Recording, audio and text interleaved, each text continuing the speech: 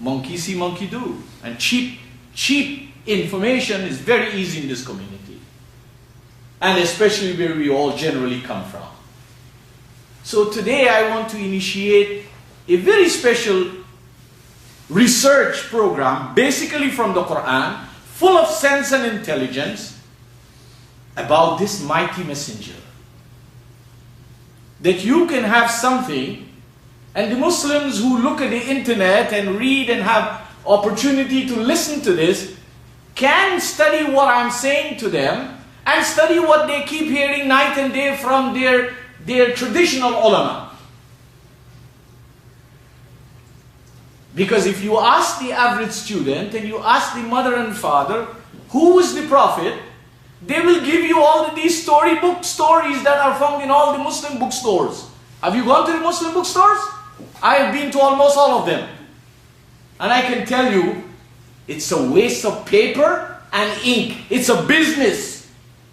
More than a real enhancing library for people who are badly in need of information.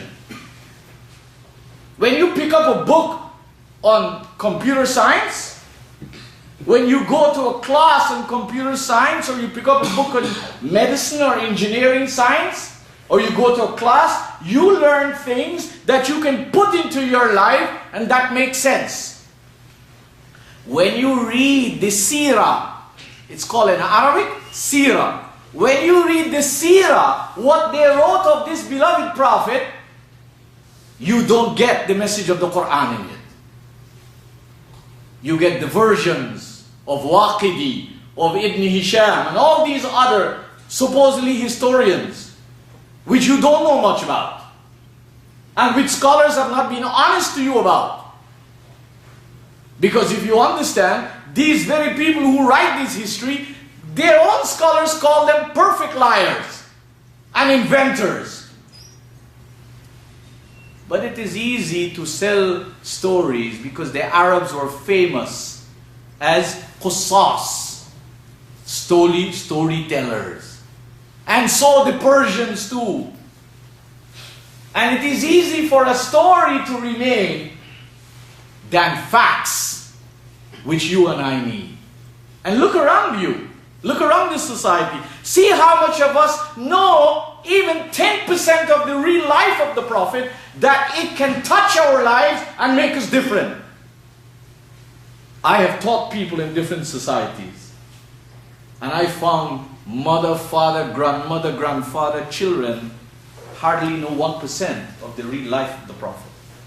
They know story, kahani, qissa, that makes no real sense.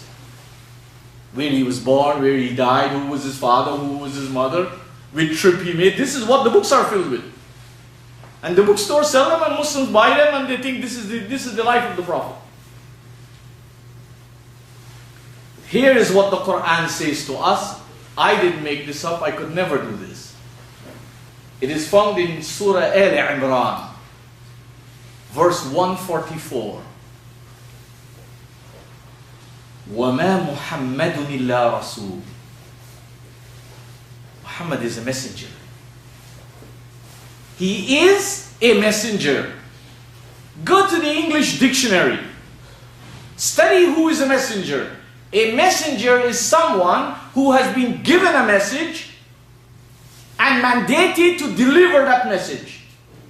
A messenger is not someone who, even though he's given a message, opens the message and said, I don't think I should give this, I can give something else.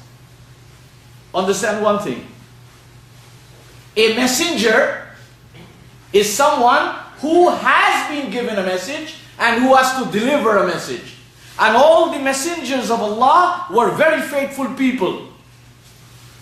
If you look at us, the people who say they are followers of these messengers, we are farce. We are farce compared to the message these messengers deliver. Because these messages that they deliver us is missing in our community. Because if it was present in our community, we would not have been living in such darkness at an individual, at a family, or at a collective level. And if you want to know the truth, Muslims all over the world are living in darkness. Dhulumat. Dhulumat. Because why? They do the same things over and over. Nobody wants to make the change. But everybody wants to appear to be a Muslim. And you know, I told you already, Einstein said, and why I'm calling Einstein, because he's respected. He said it's only a fool who does the same thing over and over and pray for different results. And many Muslims do that. Their life don't change. Their real practical life don't change. They will change their life to become educated. They will change their life to become a professional. They will change their life from living in a hut to go and live in a bungalow. They will change their life from living in a rickshaw to live in a Mercedes. Of course, nobody will stop them from changing that. But they will not change their stagnated perception of Islam. They will not change that. That will remain with them because you can see them. You can see the Muslims who come from all over the world, from some of the most backward situations, who have made tremendous progress economically and socially. And they are to be credited for that. And that's the fact of life. If you work hard, your results is based on your efforts. But the results, to use this common cliche, the religious results is next to zero. Because generally we come with the mindset from our countries, we bring the so-called scholars here, and they do the same thing.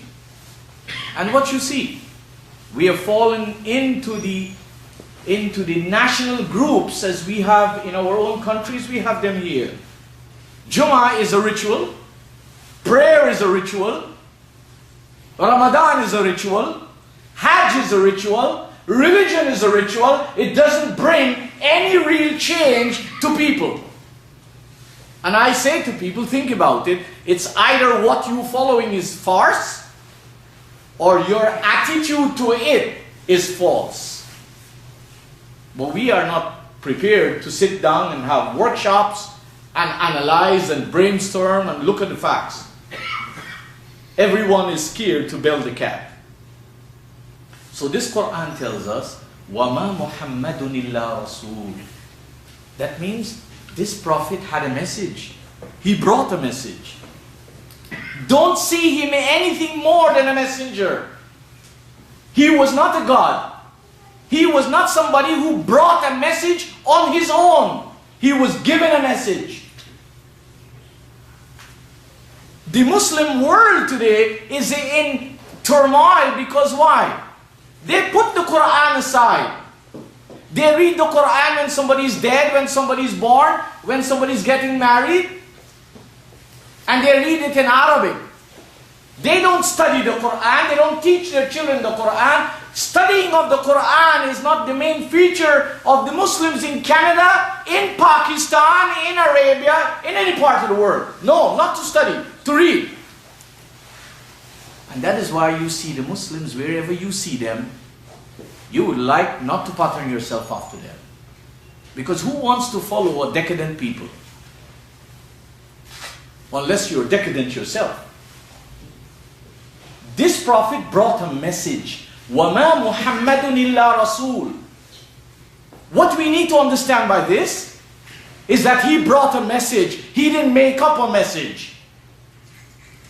You don't have to read a message where he said. He did not make any part of the Qur'an. That is why the Qur'an is so lofty and so divine.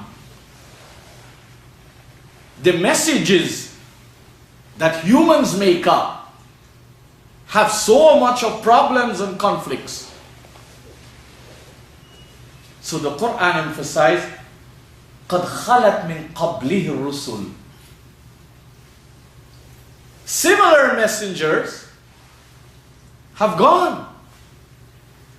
أَفَإِنْ مَاتَ, if he dies, a natural death, أَوْ قُتِلَ, because that's part of the community, and you know it's famous with Muslims, Muslims have a reputation